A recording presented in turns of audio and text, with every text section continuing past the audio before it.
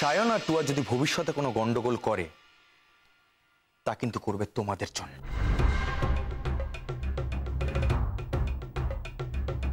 অন্য কারোর জন্য নয়।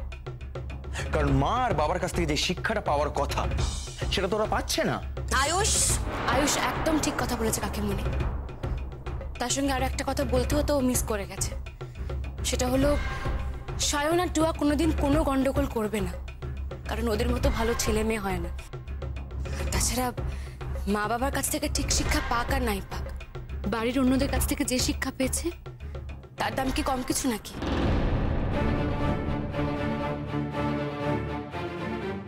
এই এত বড় সাহস তোমার? তোমাকে এত বড় বড় কথা বলার সাহস কে দিয়েছে তুতুল?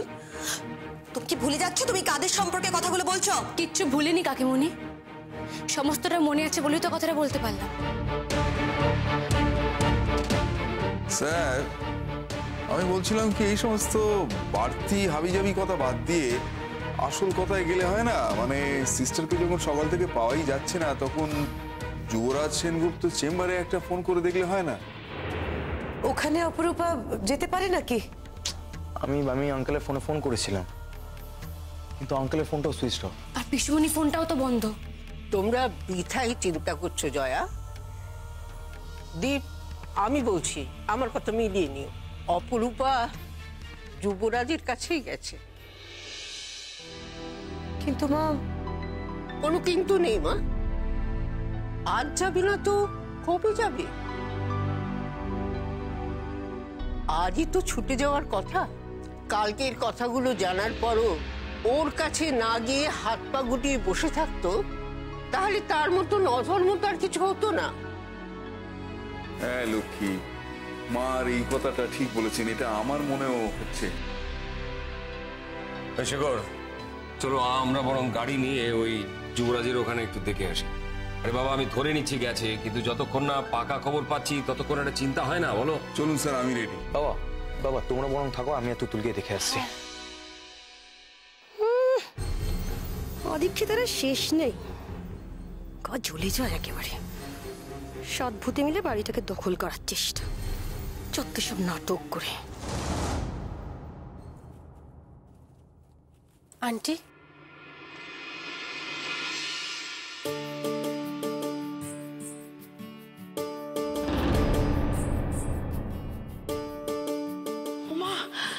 দিদি তুমি কপালে সিঁদুরের টিপ ফুলের সাজি মন্দিরে গিয়েছিলে? কি কাণ্ড সিস্টার, তুমি তো সকালবেলায় আমাদের একবারে চিন্তা ভাবনা একবারে একসা করে দিয়েছো। গেছিলে কোথায়? সকালবেলায় মন্দিরে পুজো দিতে গিয়েছিলি, তুই তো জয়াকে সঙ্গে নিয়ে যেতে পারতি।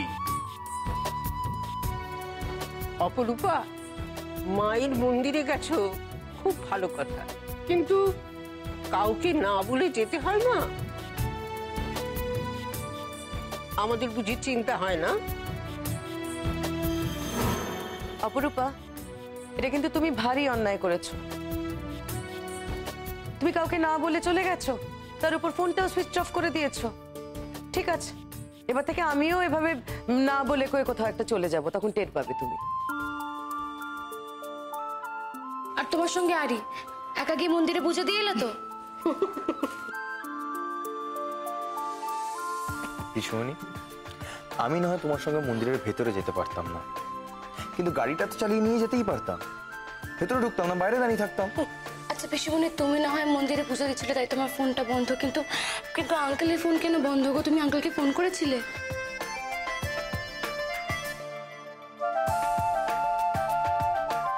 আমাকে এত প্রশ্ন করে তো কোনো লাভ নেই। যে আমাকে মন্দিরে নিয়ে গিয়েছিল, প্রশ্নগুলো তাকে করো।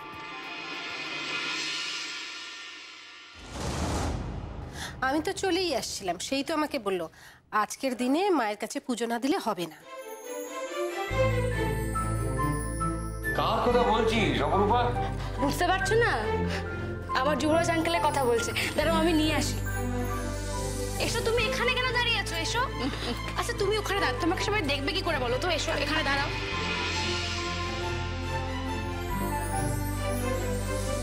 তাই বলো, এবার সবটা বুঝেছি। যুবরাজ এসেছো বাবা? আচ্ছা, তোমরা দুজনে মিলে মন্দিরে পুজো দিতে গিয়েছিলে, তো আমাদের বলে গেলে ক্ষতিটা কি ছিল? আমরা কি বারণ করতাম নাকি তোদের সঙ্গে যাওয়ার বায়না ধরতাম?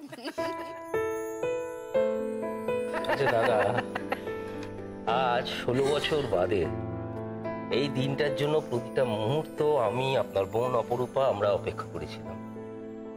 মুখে বলুক চাই না বলুক, সেই দিনটা আজকে মায়ের সামনে দাঁড়িয়ে শুরু করাটা কি ভালো নয়? না না, তোমরা একেবারে ঠিক করেছো, যা করেছো ঠিক করেছো। কি জয়া, আমার কথা মিলল তো? হ্যাঁ মা, একদম ঠিক বলেছিলেন।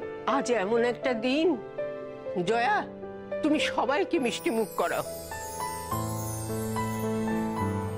পায়েল, আগে প্রসাদটা সবাইকে দিয়ে দাও না। না না, আমি না, তুমি সকলকে প্রসাদ দাও। তুমি পুজো দিয়ে এসেছো, নিজে হাতে দাও। আচ্ছা বেশ। এরপর কিন্তু মিষ্টি মুখ হবে। এই দেখেছো, তুমি আমার মিষ্টি নিয়ে এসছো, কি দরকার ছিল? দেখেছো মা কি কাণ্ড করেছে? হ্যাঁ, মিষ্টি এনেছে, বেশ করেছে। দেখি যদি না নিয়ে আসতে তো আমি খুব রাগ করতাম। দেখো দেখো আমার মেয়েটা কি বলছে দেখো। আরে এর মুখে তো কিছুই আটকায় না। ও তো একদম ঠিকই বলেছে, একদম ঠিক বলেছে। আজই তো মিষ্টি আনার দিন। না, আমি দিচ্ছি বলে না, মায়ের প্রসাদ বলে।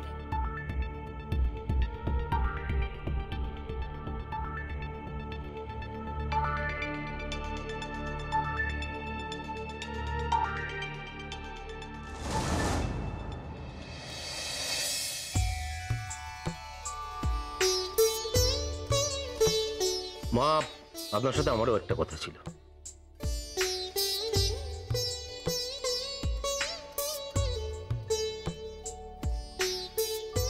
তুমি যে আজ কি বলবে তা আমার জানা আছে।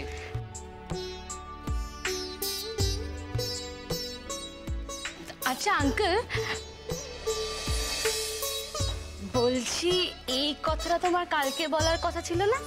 এই এই আবার পাকা বুড়ির মতো কথা বলছে। হ্যাঁ, আচ্ছা কেন বলবো না বলো? নিজে দোষ করে আমার নির্দোষ আঙ্কেলকে কষ্ট দেবে, তার বেলা কিছু নয় না? কে আগে, আঙ্কেল আগে না আমি আগে? কে আগে, কে আগে? এই প্রশ্নের উত্তরটা আমি দেব।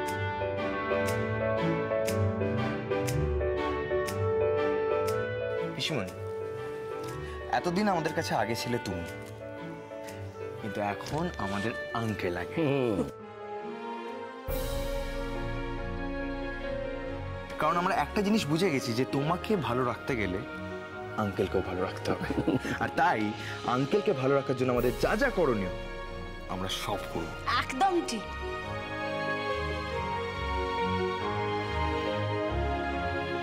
আচ্ছা, এবার কি আমি আমার কথাটা বলতে পারি? হ্যাঁ বলো বাবা।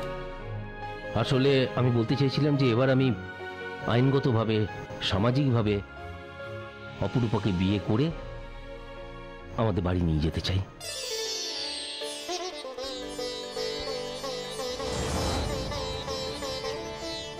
এটা হতে পারে, তবে একটা শর্ত।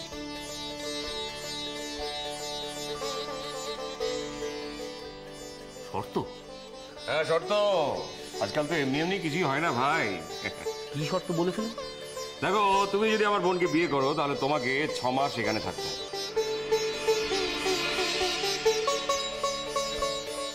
মানে আমার বোন এবং তার বরকে 6 মাস দিল্লিতে, 6 মাস কলকাতা থাকতে হবে। আর হ্যাঁ, পাকাপাকি ভাবে যদি কলকাতাতেই থেকে যেতে চায় তাহলে নাথিং লাইক ইট, তাহলে আমি আমার বোনের বিয়ের ব্যাপারটা ভেবে দেখতে পারি। বাবারে, তো অনেক ঝামেলা আছে। আপনার মতো দাদা, এরকম শ্বশুর বাড়ি আর এরকম মায়ের আঁচল, সেটা পাওয়ার ইচ্ছে তো আমারও সব সময় আছে নাকি? হ্যাঁ,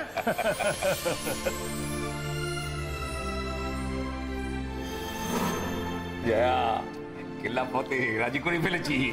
হ্যাঁ, আর কি মজা। আয়ুষ, বলছি যে পিসিমণি আর আঙ্কেলের বিয়েতে আমরা খুব মজা করব। আর হ্যাঁ, আমি কিন্তু সব নিজের হাতে করবো বড় মা। অবশ্য যদি আমি ছাড়া পাই তো।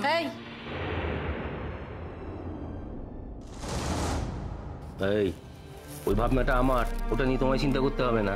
এক্স্যাক্টলি। তোমাকে এইসব নিয়ে এত চিন্তা করতে কে বলেছে? হ্যাঁ, আচ্ছা অপরূপা, অন্যকে তো এত বুদ্ধি দাও, নিজের বেলায় বুদ্ধিগুলো যায় কোথায়? কেন পায়েল, কি করলাম? আবার জিজ্ঞেস করছো কি করলাম? এত ভালো একটা খবর দিলে দুজনে, যাও দুজনে মাকে প্রণাম করো।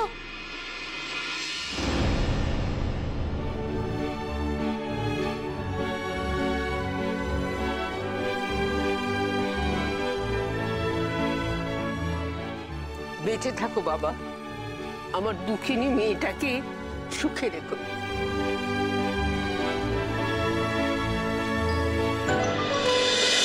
সুখে